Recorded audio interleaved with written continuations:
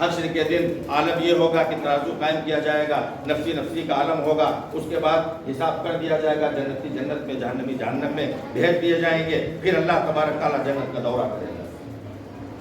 لوگ پوچھتے ہیں نا کہ تمہارے 6 نبی مسجد میں میلاد ہوا تھا، تو پھر نبی آئے تھے تو جب حاضر ہیں تو آنا جانا کیا ہوتا ہے؟ تو اس کی رد تو یہی ہے کہ اللہ تعالیٰ مصطفیٰ میں فرماتے ہیں کہ جنت کا دورہ کرے گا، تو جنت میں کیا پہلے سے اللہ نہیں ہے جو دورہ کرے گا؟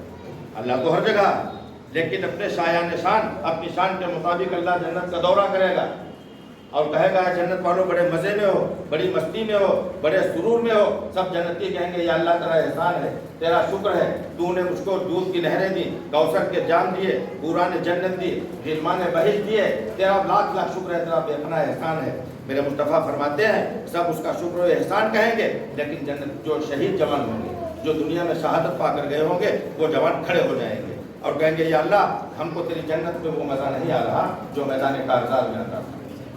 اللہ کہے گا پھر کیا چاہتے ہو، تمہاری خواہش کیا ہے؟ اگر جنت میں بھی تم کو مزہ نہیں آ رہا تو تم کو مزہ کہاں آئے گا؟ وہ شہید کہیں گے یا اللہ ہم کو تو وہی مزہ آئے گا جو مزہ ہم کو تیری جنت میں وہ مزہ آ ہی نہیں رہا جو مزہ میدان کارزار میں آتا تھا۔ اپنی جنت واپس لے لے، ہم کو وہی مزہ آئے گا جہاں دشمنوں کے گھوڑے ہوں، ہماری گردنیں ہوں، دشمنوں کی تلوار ہو، سامنے تیرا دیدار ہو اور تو ہمارا یار ہو، پھر بیڑا پار۔ تو صرف اللہ کا فرمان، اللہ کا قرآن، مقدس قرآن پڑھ لیجئے، اور اللہ نے کہا میری رسی کو مضبوطی سے پکڑے رہو، تو یہ نماز جو 5 ٹائم کی اللہ کی رسی ہے، اس کو مضبوط پکڑو۔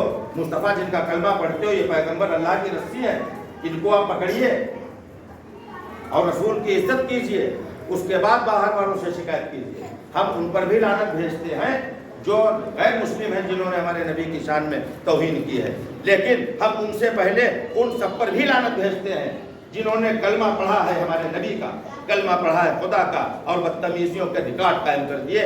آج سے نہیں، جب سے کہو تب سے شروع کریں۔ جن کا کلمہ پڑھتے ہیں میرے مصطفیٰ تاجدار کائنات صلی اللہ تعالیٰ علیہ وسلم کی ظاہری زندگی میں 12 بار انہیں قتل کرنے کی سازش جن لوگوں نے رچی، اللہ کی قسم ایک بھی غیر مسلم نہیں تھا، سب لا الہ الا اللہ محمد رسول اللہ پڑھنے والے۔ اس نے شہید کرنے والا حضرت عمر فاروق رضی اللہ تعالیٰ عنہ کو شہید کرنے والا یہودی نہیں تھا، یہی کلمہ پڑھنے والا تو تھا جو کلمہ ہم اور آپ پڑھتے ہیں۔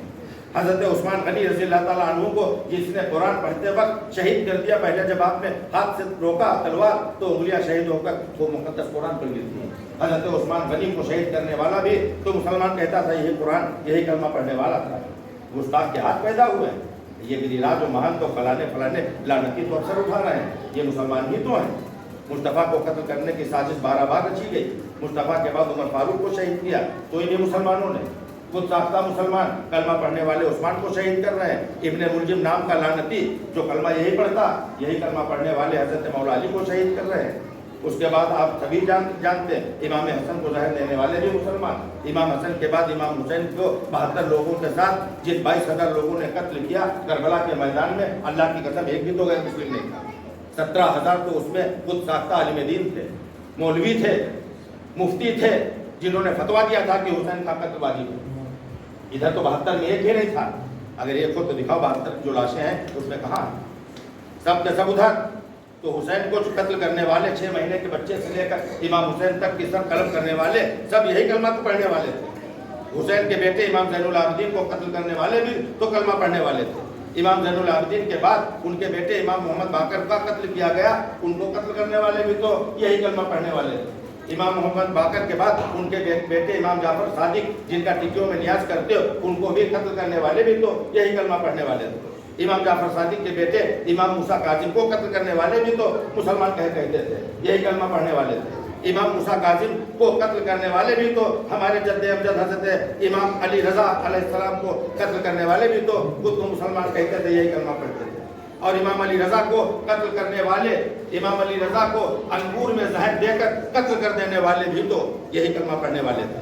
اور امام علی رضا کے بیٹے امام محمد تقی کو بھی قتل کرنے والے بھی یہی کلمہ پڑھنے والے تھے۔ امام تقی کے بیٹے امام محمد نقی کو بھی قتل کرنے والے اللہ کی قسم یہی قرآن پڑھنے والے تھے، یہی نماز پڑھنے والے تھے، ایسی ہی مسجدیں بنانے والے تھے، لا الہ الا اللہ محمد رسول اللہ پڑھنے والے تھے، یہی تو تھے۔ इसी लिए तो 12वें इमाम का ज़हूर आज तक नहीं हुआ, ताकि मुस्तफ़ा की नस्ल आगे महदी आखिरुज़्ज़मा तशरीफ़ लाएंगे, जो इमाम ये अइम्मा अहले बैत में से होंगे। तो सब तो मुसलमान कर रहे हैं। ये सलमान रुश्दी ने जो बदतमीजी की थी, यही कलमा पढ़ने वाला तो यहूदी के घर थोड़ी पैदा हुआ था। तस्लीमा नसीर कहाँ पैदा हुई थी? मुसलमान के घर में तो जन्म लिया था। तारिक मसूद कहाँ पैदा हुआ? किसी यहूदी के घर। ये खबीस लानती पैदा हुआ। ये भी तो मुसलमान के घर में तो बेटा बहुत बड़ा आलिम। क्या क्या बोल गया?